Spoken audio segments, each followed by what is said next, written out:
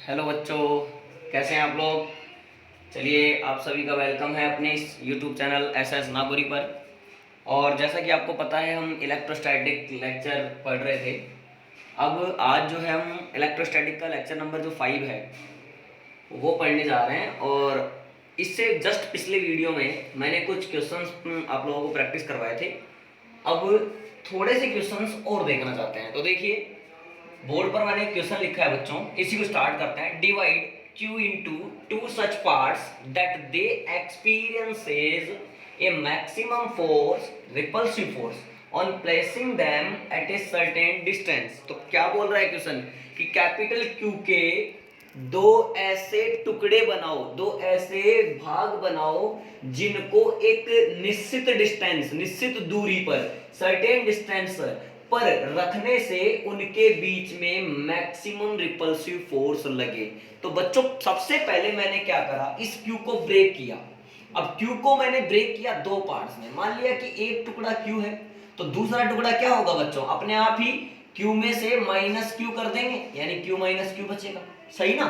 अब ये बोल रहा है कि अगर इन दोनों को हम एक सर्टेन डिस्टेंस पर रख देते हैं, Q और Q माइनस क्यू को मान लीजिए R डिस्टेंस पर रख देते हैं, तो इन पार्ट्स की वैल्यू कितनी कितनी हो in terms of Q, Q के पदों में इन दोनों भागों की कितनी कितनी वैल्यू है वो हमें पता करना है। उसके लिए कंडीशन हमें दे रखी है कि इन दोनों भागों के बीच में जो फोर्स लगता है वो मैक्सिमम लगता है। अब बच्चों अब ध्यान रखना, जब भी मैक्सिमम और मिनिमा की बात आती है तो कहीं ना कहीं हम डिफरेंशिएशन यूज करते हैं। तो ऐसा ही कुछ हमें यहाँ पर करना पड़ेगा। उससे पहले हमने इनके बीच में फोर्स लिखा, फोर्स लिखा कूलम्ब्स लॉ से।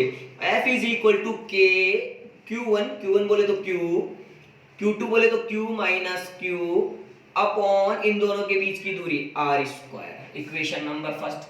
अब या इसको सीधा ऐसे कह दो कि फॉर मैक्सिमम, चलिए मैक्सिमम फोर्स के लिए क्या करेंगे, dF अपॉन dQ की वैल्यू कितना कर लेंगे बच्चों, 0। अच्छा, अब dF अपॉन dQ की वैल्यू अगर 0 करोगे, यानी अपन को क्या करना है, F का Q के रेस्पेक्ट में डिफरेंशिएशन 0 रखना है। तो d upon dQ as it is, F की वैल्यू मैं यहां से पुट कर लूंगा K Q माइनस Q बटे R square is equal to 0।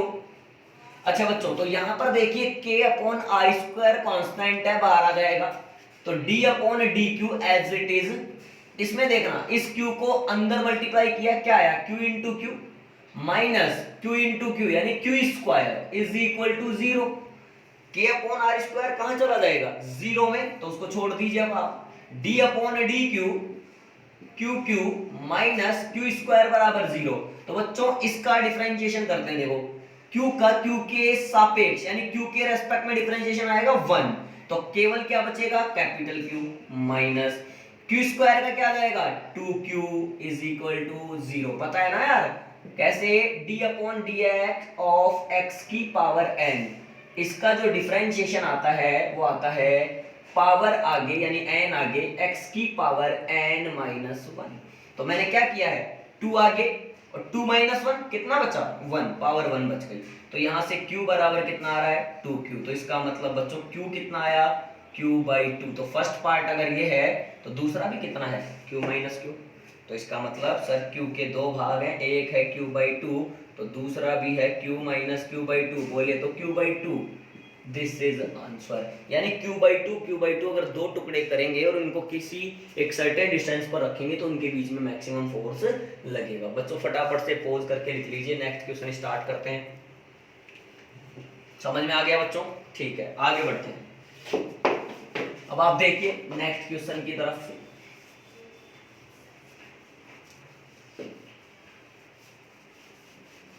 देखो बच्चों नेक्स्ट क्वेश्चन क्या है। अब ये जो क्वेश्चन है बच्चों, ये आपके नीट एग्जाम में पूछा गया क्वेश्चन है, ठीक है, बड़ा ही आसान क्वेश्चन है। तो देखिए समझिएगा आप ना। और ये लेटेस्ट अभी जो नीट हुआ है लास्ट ईयर, उसी में पूछा गया क्वेश्चन है। तो देखिए क्या है इसमें, मैं बताता हूं आप लोग। तो बच्चों ध्यान से देखिए, ये कह रहा है, अपन इसमें लैंग्वेज नहीं लिखेंगे, डायरेक्ट समझेंगे। प्लस क्यू और एक चार्ज है माइनस क्यू, ठीक है बच्चों।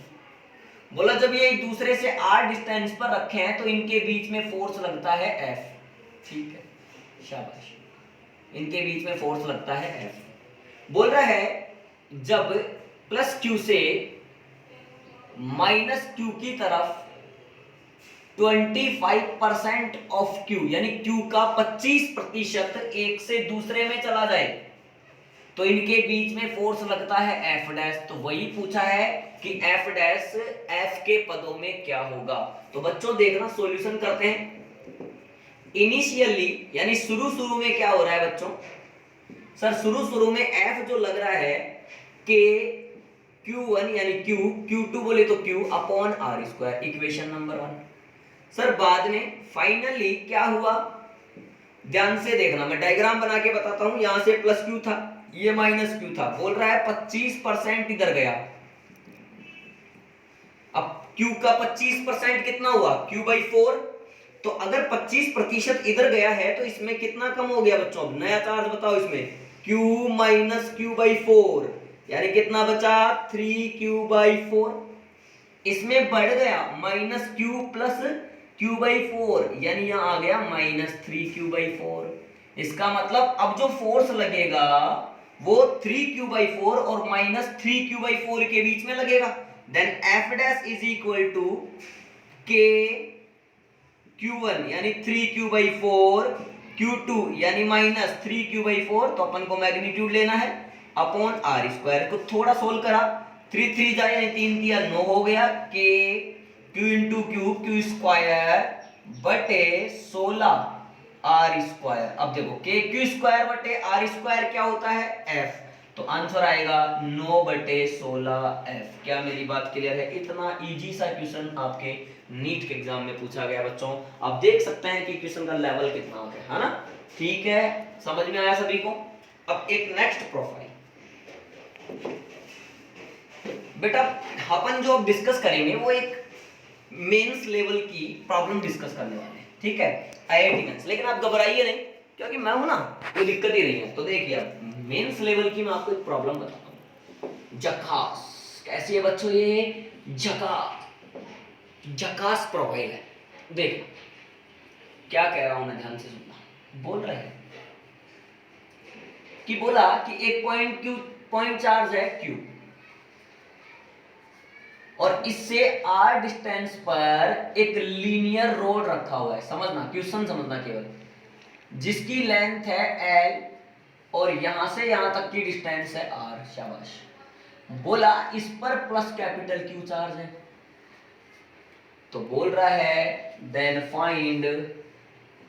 Find force between point charge and charge rod. यानी ये जो आवेशित छड़ है, ये जो चार्ज रोड है और ये जो पॉइंट चार्ज है, इन दोनों के बीच में हमसे फोर्स पूछा है। बच्चों ध्यान से देखो, कई बच्चे ये गलती करते हैं कि सर यहाँ पे Q है, यहाँ पे प्लस Q है, तो सीधा फॉर्मूला लगाते हैं F is equal to K Q1 Q2 बटे इन दोनों के बीच की दूरी। कई तो यही लिख देते हैं और निपट जाते हैं, और सवाल क्या हो जाता है बच्चों, गलत हो जाता है। मैंने आपको एक लाइन सिखाई थी कि Coulomb's law is also applicable for point charges, यानी केवल और केवल वो पॉइंट चार्जेस के लिए ही एप्लीकेबल होता है। यहां पर ध्यान से देखिए, हमारे पास केवल एक ही पॉइंट चार्ज है, जबकि दूसरा जो चार्ज है वो इस तरह से चार्ज है कि इस रोड की लेंथ और विड्थ यानी डायमेंशंस हैं, तो ये कोई पॉइंट चार्ज नहीं है। तो डायरेक्टली यहां पर आप कूलम्स लॉ नहीं लगा सकते हैं, बिकॉज प्लस Q अपने आप में पॉइंट चार्ज है और ये पॉइंट चार्ज नहीं है। इसलिए अब हम यहां पर क्या करने वाले हैं बच्चों, जब भी ऐसा कोई प्रश्न हमारे सामने आएगा तो हम लोग सबसे पहले ये जो रोड है इसमें एक स्मॉल एलिमेंट अज्यूम करेंगे। अगर पॉइंट चार्ज ये नहीं है तो यहां पर पहले पॉइंट चार्ज हम खुद बनाएंगे। क्लियर है? तो मैंने क्या करा, यहां पर पहले स्मॉल एलिमेंट अज्यूम करा। ये एक स्मॉल एलिमेंट है, ये एक अल्पांश है। अब इसके लिए मैंने कहा चार्ज इस पर कितना है, dq, छोटा सा, इसकी मोटाई भी है छोटी सी, dx। ओके, मान लिया कि इस एलिमेंट की इस पॉइंट चार्ज से दूरी कितनी है बच्चों, x है। कितनी है बच्चों, x। तो अब सबसे पहले आप क्या करो, इस प्लस क्यू और इस डी क्यू के बीच में फोर्स लिख लो। तो अगर इस प्लस क्यू और डी क्यू के बीच में फोर्स लिखेंगे तो वो भी आएगा छोटा सा, यानी उसको मैंने लिखा बच्चों डीएफ। क्या लिखा मैंने, डीएफ। तो डीएफ इज इक्वल टू, अब कूलम स्लो लगाया, के क्यू डी क्यू बटे, अब डी क्यू और क्यू के बीच की दूरी कितनी हो गई, जरा ध्यान से देखो, आर प्लस, सॉरी या फिर सीधा ही ले रखे हो x, तो x का स्क्वायर। ठीक है, इक्वेशन नंबर 1। अब हमारा टारगेट होना चाहिए कि इस dq को गायब करना। कैसे गायब करेंगे बच्चों, ध्यान से देखो कि जब पूरी लंबाई l है तो l लंबाई पर चार्ज कितना बटा हुआ है, q। अगर रोड की लंबाई 1 मीटर हो या यूनिट लेंथ हो, एकांक लंबाई हो, तो आवेश चार्ज कितना मिलेगा, q बटे l। हमें कितने पर चाहिए, dx पर चाहिए, तो वो आएगा q बटे l इंटू dx, जो कि क्या है, dq है। आया समझ में। अब इस dq को उठा करके इसमें पुट कर देंगे फ्रॉम इक्वेशन 1, तो df मिलेगा, df is equal to k q बटे l, देखो l मैं नीचे लिख लूंगा, ये dx और नीचे था एक x स्क्वायर। क्या इतना समझ में आ रहा है। अब df इज इक्वल टू जो अब मैं क्या करूं, एक काम करते हैं बच्चों, equation number 2, net force between point charge and road. अगर नेट फोर्स निकालना है तो इस इक्वेशन 2 का हमें क्या करना पड़ेगा, इंटीग्रेशन। तो df का इंटीग्रेशन आ जाएगा f, कांस्टेंट जो भी है बाहर आएंगे, k बाहर आएगा, L बाहर आएगा, Q बाहर आएगा, Q बाहर आएगा, ये सब चीजें बाहर आएंगी। क्लियर है। और इंटीग्रेशन किसका होगा बच्चों, 1 अपॉन एक्स स्क्वायर का, किसके रेस्पेक्ट में, x के रेस्पेक्ट में। लेकिन ध्यान से देखो, इस इंटीग्रेशन की कुछ लिमिट्स होंगी। अब ये जो एलिमेंट है वो हमने यहाँ पे माना है, लेकिन ध्यान से देखें तो इस एलिमेंट को मैं इस रोड के इस वाले एंड से, यानी इस सिरे से यहां तक मान सकता हूं। जब ये एलिमेंट यहां पर होगा तो पॉइंट चार्ज से इसकी दूरी कितनी होगी, केवल r। और जब ये यहां पर होगा यानी मैक्सिमम डिस्टेंस पर, तो दूरी कितनी होगी, r प्लस l। तो इसकी निम्न सीमा यानी लो लिमिट हो गई, लोअर लिमिट हो गई r, अपर लिमिट हो गई r प्लस l। अब मैं इसको सोल्व करता हूं बच्चों, देखो ध्यान से देखना, f is equal to k q upon l as it is, 1 upon X square को अपन ने क्या लिखा बच्चों, x की पावर -2 dx। अब इसका इंटीग्रेशन, x की पावर n का इंटीग्रेशन क्या होता है, बोलो, x की power n plus 1 upon n plus 1, limit as it is. और सोल्व करा, k q बटे l -2 प्लस 1, यानी -1, ऊपर भी -1, तो या तो ये आ गया हमारे पास -1 अपॉन x, लिमिट आ जाएंगी r से r प्लस l। अब लिमिट कैसे यूज करते हैं, पहले लिखते हैं अपर लिमिट, फिर माइनस लगाते हैं, लिखते हैं लोअर लिमिट, k q बटे l -1 upon r plus l, minus minus plus 1 upon r। Is it answer, sorry it is answer. Clear है बच्चों, फटाफट से पॉज करके नोट करें। तो बच्चों आपने क्वेश्चन लिख लिया होगा, आप लोगों ने वो क्वेश्चन लिख ही लिया है। अब हम क्या करते हैं, एक नए टॉपिक की तरफ चलते हैं। ठीक है, अब नया टॉपिक क्या है, मतलब टॉपिक क्या समझे, एक कंडीशन समझते हैं। जैसे मैंने कहा, देखिए मैंने हैज करके आप लोगों को बताया, if F naught is equal to F N, then, मेरी बात सुनिए, मतलब जब चार्जेज वैक्यूम में रखे हो, फ्री स्पेस में रखे हो, तो उनके बीच में लगने वाला फोर्स किसी मीडियम में चार्जेज को रखने वाले, सॉरी मीडियम में चार्जेज को रखने पर उनके बीच में लगने वाले फोर्स के इक्वल हो, यानी वैक्यूम में और मीडियम में चार्जेज पर फोर्स इक्वल लगे, देन उस कंडीशन में क्या होता है, तो आगे की चर्चा करते हैं। एफ नॉट की वैल्यू रखी मैंने 1/4 pi epsilon q1 q2 upon r square is equal to, इसको क्या लिखूंगा बच्चों, 1/4 pi epsilon q1 q2 upon r medium. शाबाश, इसका मतलब सर आप तो डिस्टेंस भी चेंज कर रहे हो, बिल्कुल बच्चों जरूरी है। तो ये Q1 से सॉरी Q1 Q2 से Q1 Q2 कैंसिल हो गया, 4 पाई से 4 पाई भी कैंसिल हो गया।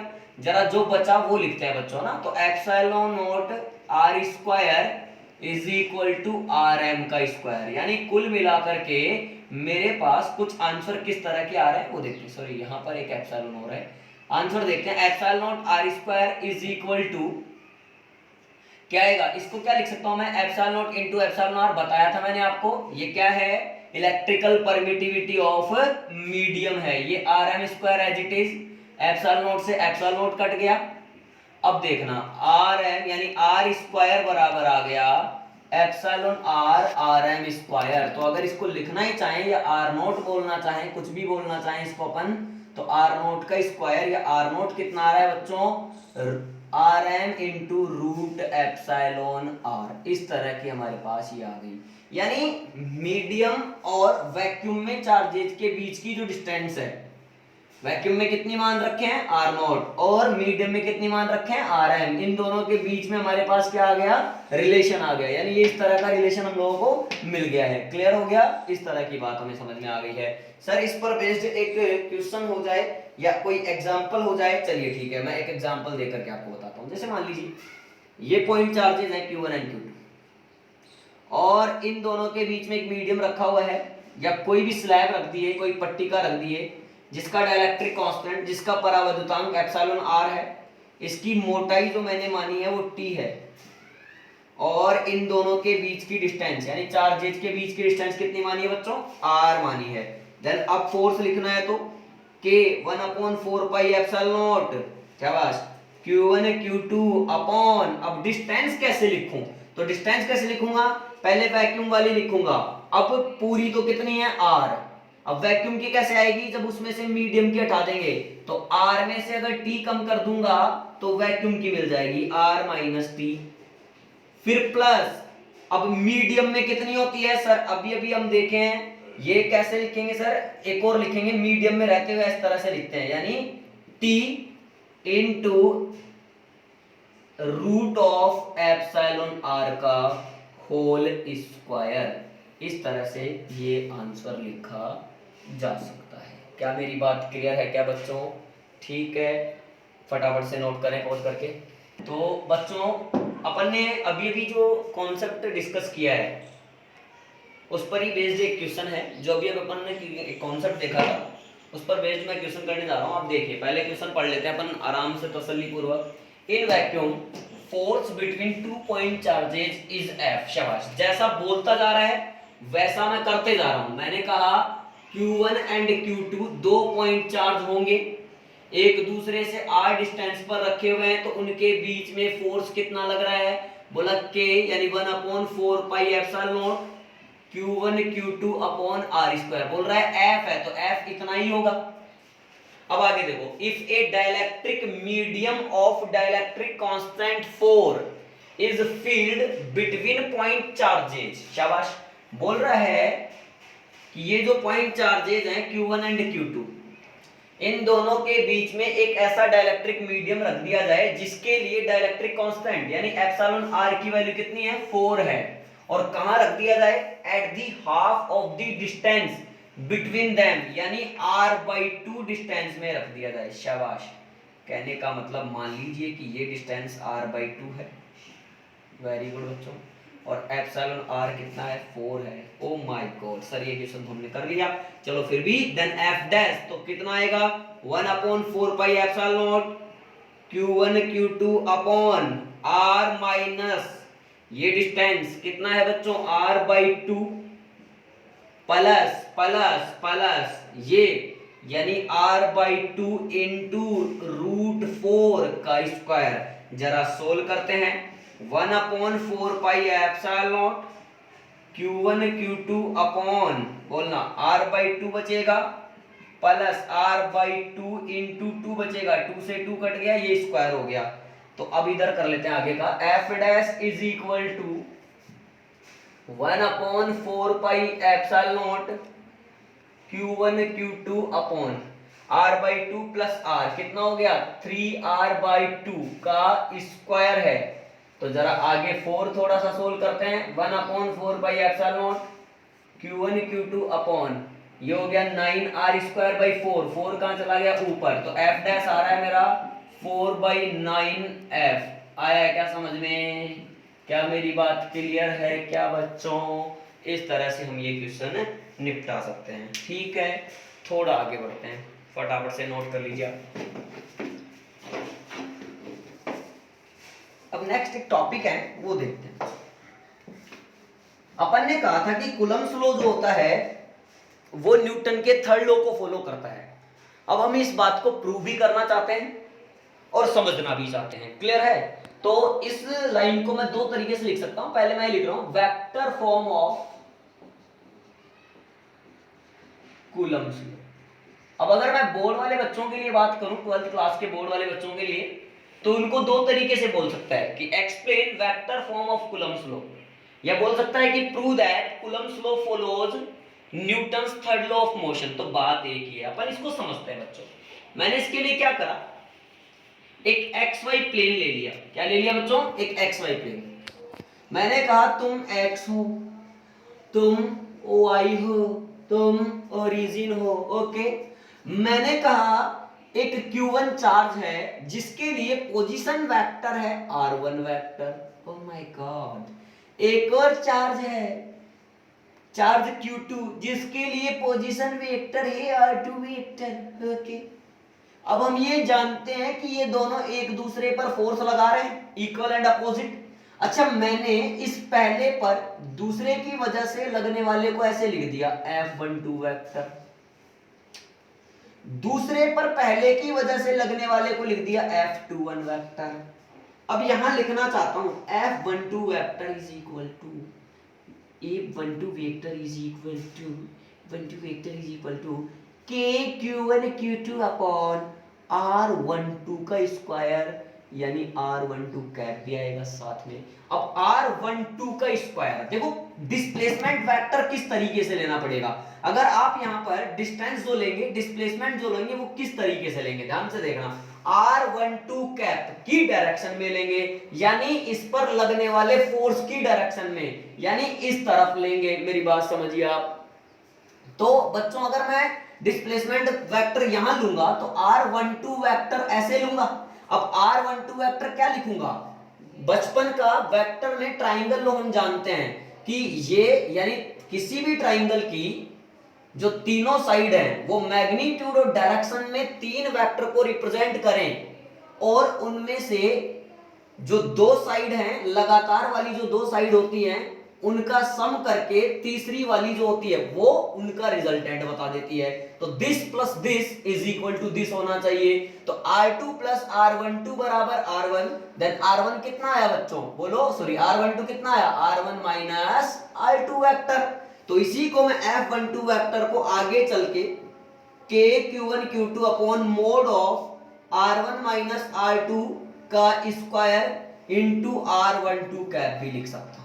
इसी प्रकार similarly F21 vector K Q1 Q2 upon R21 का स्क्वायर, R21 कैप, इसको हम यहां से मिटा देते हैं क्योंकि दोनों के लिए चेंज होगा बच्चों डिस्प्लेसमेंट वेक्टर। तो F21 वेक्टर मेरे पास आ गया K Q1 Q2 upon R2 vector minus R1 vector के मोड का स्क्वायर, और यहां आ गया R21 cap, equation number second. ध्यान से देखिए, R12 कैप जो है वो F12 की डायरेक्शन में यूनिट वेक्टर है, और R21 कैप जो है वो F21 की डायरेक्शन में यूनिट वेक्टर है। यानी R12 हियर, यहां पर R12 कैप और R21 कैप यूनिट वेक्टर है और डायरेक्शन में अपोजिट है, यानी R12 cap is equal to minus of R21 cap. It is clear that F12 vector is equal to minus of F21 vector. यानी इससे ये पता चलता है कि कूलम्ब्स लॉ जो होता है वो Newton's third law of motion को फॉलो करता है, और आप देख पा रहे हैं बिल्कुल यहाँ पर कर भी रहा है। बिल्कुल इजी सा है, फटाफट से पॉज करके आप लिख लेना बच्चों, मैं आगे चलता हूं। देखिए अब हम जो है एक प्रिंसिपल पढ़ेंगे, सुपरपोजिशन प्रिंसिपल। सुपरपोजिशन प्रिंसिपल, ध्यान से देखो। सुपरपोजिशन प्रिंसिपल ऐसा नहीं है कि हमने पहले नहीं सुना है, ये 11th क्लास में भी था। इसका मतलब मैं सीधी भाषा में कहना चाहूं तो एक अनार 100 बीमार। यानी यहां पर क्या होगा बच्चों, देखिए ध्यान से मैं क्या कहना चाह रहा हूं। जैसे मान लीजिए कोई एक पॉइंट चार्ज है क्यू नोट, और ये खूब सारे चार्जेस से घिरा हुआ है, जैसे Q1, Q2, Q3, Qn, okay. और इन सब चार्जेस से इनकी डिस्टेंसेज क्रमशः R1, R2, R3, Rn है। Then net force on this point charge, यानी Q नोट पर जो नेट फोर्स लगेगा वो इन सभी चार्जेस की वजह से लगने वाले फोर्सेज का वेक्टर सम होगा। मान लीजिए Q1 ने इस पर लगाया है F1 वेक्टर, तो वो लिखेंगे F1 वेक्टर, प्लस Q2 ने लगाया है F2 तो F2 वेक्टर, प्लस Q3 ने लगाया है F3, प्लस डे टोटल कितने हैं Fn, तो Fn वेक्टर, n है तो Fn वेक्टर। इस तरह से ये हमारे पास आ गया सुपरपोजिशन प्रिंसिपल। इसको मैं और आगे बढ़ाना चाहूं तो F वेक्टर बराबर k Q1 Q naught upon R1 square into R1 cap, plus k Q2 Q naught बटे R2 स्क्वायर R2 के, plus K Qn Q naught बटे Rn square into Rn cap. यहां पर इसको थोड़ा सा जो कॉमन Rn को कॉमन ले लो बच्चों, k यानी 1/4 pi epsilon note Q note, ये सारी चीजें Q naught upon 4 pi epsilon note, ये कॉमन आ रहा है, बाकी सब बचेगा। तो देखो Q1 बटे R1 का square into R1 cap, plus Q2 बटे R2 स्क्वायर, प्लस ये सॉरी R2 कैप भी आएगा, plus day Qn upon Rn square into Rn cap. इसको हम सिग्मा के फॉर्मेट में लिख सकते हैं, Q naught upon 4 pi epsilon note sigma Qi upon Ri का स्क्वायर Ri कैप, i की वैल्यू 1 से लेकर के n तक। आया समझ में? इस तरह से ये सुपरपोजिशन प्रिंसिपल है। लेकिन बात यहां पर खत्म नहीं होती है बच्चों, ठीक है। अभी देखिए, अगर मैं कहूं कि किसी एक पॉइंट पर दो फोर्स इस तरह से लग रहे हैं, मान लीजिए एक फोर्स ये है F1 वेक्टर, और मैंने कहा कि एक है जो है वो ये रहा F2 वेक्टर, ठीक है। अब इन दोनों अच्छा F1 और F2 जो है वो एक दूसरे से कितने एंगल पर मान लिए, थीटा एंगल पर। मान लीजिए इन दोनों का जो रिजल्टेंट है वो ये है F वेक्टर, और F वेक्टर जो है वो F1 से कितने एंगल पर माना मैंने, अल्फा एंगल पर। तो बच्चों F वेक्टर को मैं कैसे लिख सकता हूं, जरा ध्यान से देखो। F इज इक्वल टू, इसका मैग्नीट्यूड लिख रहा हूं, under root of F1 square plus F2 square plus 2F1 F2 cos theta. Sir कक्षा 11 की, बिल्कुल बिल्कुल बच्चों, कक्षा 11 की याद आनी चाहिए। अच्छा, रिजल्टेंट वेक्टर की हम डायरेक्शन भी यहां पर बता सकते हैं, tan अल्फा बराबर एंगल किससे बनाया है, F1 से, तो ऊपर क्या आएगा F2 sin theta upon F1 plus F2 cos theta. अब इस पर बेस्ड हम कई क्वेश्चंस देखने वाले हैं, आप फटाफट से इसको नोट करिए पॉज करके। तो बच्चों अब अपन कुछ क्वेश्चन डिस्कस करते हैं। सुपरपोजिशन प्रिंसिपल जो हमने सीखा है उस पर बेस्ड अब कुछ क्वेश्चन हम लोग करने वाले हैं, ठीक है। तो फर्स्ट क्वेश्चन स्टार्ट करते हैं, देखिए आइए।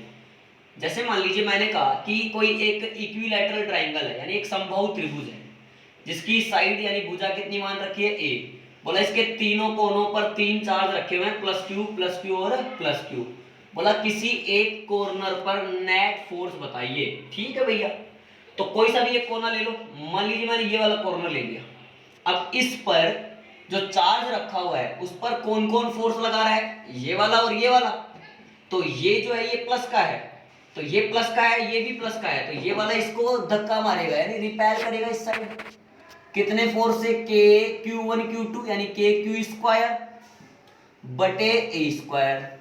ये वाला भी इसको रिपेल करेगा इस तरफ, कितने, के क्यू स्क्वायर बटे ए स्क्वायर। ये एंगल 60 डिग्री, क्योंकि समबाहु है, इक्विलैटरल है, ये भी 60 डिग्री। और अगर ये 60 डिग्री तो ये वर्टिकल अपोजिट से ये भी 60 डिग्री। इसका मतलब नेट फोर्स जो होगा वो इन दोनों का रिजल्टेंट होगा। अब अगर दो फोर्स एक दूसरे से एफ नेट अगर मैं लिखना चाहूं, दो फोर्स अगर एक दूसरे से 60 डिग्री पर है तो F square plus F square, इसको एफ मान लेते हैं, तो एफ स्क्वायर यानी P square plus Q square plus 2pq यानी 2f स्क्वायर कोस 60। ध्यान से देखो, तो एफ नेट कितना आएगा, under root of 2f square plus 2f square into 1/2। Cos 60 की वैल्यू 1/2 होती है। 2f square plus f square यानी रूट में 3f स्क्वायर, तो कुल मिलाकर के √3f। f की वैल्यू डाल देंगे, f नेट आ जाएगा √3 इंटू kq स्क्वायर बटे a स्क्वायर। आया समझ में? देखिए नेक्स्ट क्वेश्चन ट्राई करते हैं। इधर देखो, आप इधर करवा देता हूं दूसरा क्वेश्चन आपको मैं। मान लीजिए इस तरह से आ जाए, वो इक्विलैटरल ट्राइंगल हो आपके पास, ये प्लस का क्यू है, ये आपका माइनस का क्यू मान लो, ये माइनस का क्यू मान लो, ठीक है। अब मुझे यहाँ पर फोर्स निकालना है। अगर ये ए है, ये बी है और ये सी है, तो एफ ए पूछा है, ये डिस्टेंस सारी स्मॉल ए मान लो, ठीक है। तो बच्चों इस पर फोर्स पूछा है तो माइनस क्यू जो है वो इससे प्यार करेगा इस तरफ, ये वाला माइनस क्यू भी इससे प्यार करेगा इस तरफ, शाबाश। ये एंगल कितना है 60 डिग्री, शाबाश। तो ये फोर्स कितना था, देखो एफ नेट कितना आने वाला है 60 डिग्री पर है तो √3f। अब f की वैल्यू इतनी है kq square upon a square. क्या मेरी बात क्लियर है क्या? फटाफट से नोट करो बच्चों, ठीक है। तो बच्चों अब नेक्स्ट क्वेश्चन देखिए आप, है ना। वापस से वही एक इक्विलैटरल ट्राइंगल बनाया है, ये प्लस क्यू है, ये माइनस क्यू है और ये वाला प्लस क्यू है। थोड़ा चेंज करा, ये ए पॉइंट, ये बी पॉइंट, ये सी पॉइंट, इसकी साइड ए मान लो। बोल रहा है तो एफ एट ए, यानी इस ए बिंदु पर रखे हुए चार्ज पर कितना फोर्स लगेगा। तो जरा ध्यान से देखो, ये वाला माइनस क्यू इसको प्यार करेगा इस तरफ, एफ प्यार करेगा ये, तो ये वाला प्लस क्यू इससे दुश्मनी रखेगा इस तरफ, ऊपर की तरफ। मैं इसको बना के बताऊं बच्चों आपको, थोड़ा नीचे, ठीक, अलग से बना देता हूँ बच्चों, दोबारा से बनाया मैंने इसको। ये वाला जो है माइनस क्यू है, यहाँ पे प्लस क्यू है, तो ये माइनस क्यू इससे प्यार करा, एफ प्यार किया इसने। ये वाला प्लस क्यू है, ये वाला इसको इधर से धक्का देगा, ये भी एफ धक्का देगा। ध्यान से देखो, ये 60 डिग्री है अंदर का, ये 60 है, ये 60 है। हमें ये वाला चाहिए, कितना है ये 120, क्योंकि पूरी लाइन पर जो एंगल बनता है वो 180 का बनता है। तो एफ नेट कितना आना चाहिए, बोल फटाफट sir. Under root of F square plus F square plus 2f square, cos 120 होता है माइनस का 1/2। अब माइनस का 1/2 लोगे तो 2 से तो 2 कट गया, और minus F square plus F square खत्म, एफ नेट आएगा बच्चों एफ। अब एफ की वैल्यू लिख लो kq स्क्वायर बटे a स्क्वायर, इजी, बिल्कुल सिंपल। नेक्स्ट क्वेश्चन देखो आप। अब मैं आपको जो क्वेश्चन बता रहा हूं वो बता रहा हूं स्क्वायर का, plus Q plus Q plus Q और प्लस क्यू। बोला किसी एक कॉर्नर पर फोर्स लिख के बताओ, कोई सा भी कॉर्नर पकड़ लो। मान लो ये कॉर्नर लिखना है, तो ये वाला इस पर फोर्स लगाएगा इधर, के क्यू स्क्वायर बटे ए स्क्वायर, सही। ये वाला भी लगाएगा इधर, शाबाश। नीचे की तरफ रिपेल करेगा के क्यू स्क्वायर बटे ए स्क्वायर। अब इन दोनों का परिणाम ही आएगा इधर, अगर 90 डिग्री पर है तो √2 के क्यू स्क्वायर बटे ए स्क्वायर, समझ गए। लेकिन ये वाला भी लगाएगा इस पर, वो भी इस साइड ही लगाएगा, इसी लाइन कह लो। ये कितना लगाएगा बच्चों, के क्यू स्क्वायर बटे, देखना के क्यू स्क्वायर बटे, ये दूरी देखनी पड़ेगी, ये ए है, ये ए है, ये ए है, ये ए, सॉरी ये ए है, तो ये कितनी है √2a, पाइथागोरस प्रमेय। ये कितना हो गया √2a का स्क्वायर। तो एफ नेट सर √2 के क्यू स्क्वायर बटे ए स्क्वायर प्लस के क्यू स्क्वायर बटे √2a का होल स्क्वायर। आप इसको सोल्व कर लेंगे, आंसर आ जाएगा।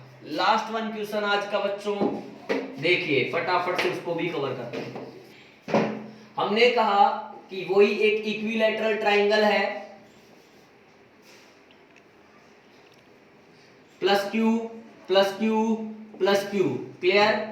ये ए बोला ओ पॉइंट यानी सेंट्रोइड है, अगर ओ तो सेंट्रोइड पर ही फोर्स निकालना है, एफ ओ बताना है कितना आएगा, ठीक है, देखो ध्यान से। तो इस O पर फोर्स निकालोगे तो कैसे निकालोगे बताओ।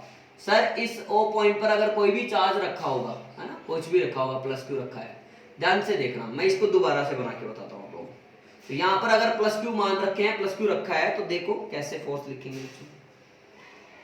ये वाला जो प्लस क्यू है, ये इस O पॉइंट पर फोर्स लगाएगा, इस तरफ रिपेल करेगा, ठीक है।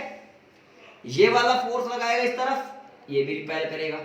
अब ध्यान से देखें तो हमें ये पता होना चाहिए, अगर इनको ए बी और सी मानूं और इसको ओ मानूं, तो यहां पर एओ बराबर बीओ बराबर क्या होना चाहिए, सीओ। होगा कि नहीं होगा, डिस्टेंस बराबर, चार्जेज के मैग्नीट्यूड बराबर, तो फिर फोर्सेस भी बराबर। तो इसको भी एफ कह दो, इसको भी एफ कह दो। अब ये एंगल है 60 डिग्री का, ये एंगल कितना होते हैं 90 डिग्री का, ये कितना है 90 डिग्री का, तो फिर ये कितना है 120 का। ओ माय गॉड, अगर F और F 120 पर चले गए तो इन दोनों का परिणामी ऊपर कितना F ही आएगा। अब ये वाला जो प्लस क्यू था, ये कहां फोर्स लगाएगा बच्चों, नीचे, ये भी F लगा रहा है। तो अब मैं दोबारा से इसको ड्रॉ करके बताता हूं, इधर इसको मिटा लेते हैं। इसी क्वेश्चन का आगे सॉल्यूशन देखो क्या है, ये O पॉइंट था, एक F ऐसे लग रहा था, एक F ऐसे लग रहा था, कितने पर लग रहे हैं 120 पर लग रहे हैं, इन दोनों का रिजल्टेंट इधर F और एक नीचे की तरफ F। तो बच्चों F नेट कितना आ गया 0, यानी FO कितना आ गया 0 आ गया। क्लियर है। तो बच्चों आज के लिए इतना ही। अगर आपको हमारी वीडियो पसंद आई तो इसको लाइक करें, शेयर करें और हमारे चैनल को सब्सक्राइब भी करें। ओके, धन्यवाद।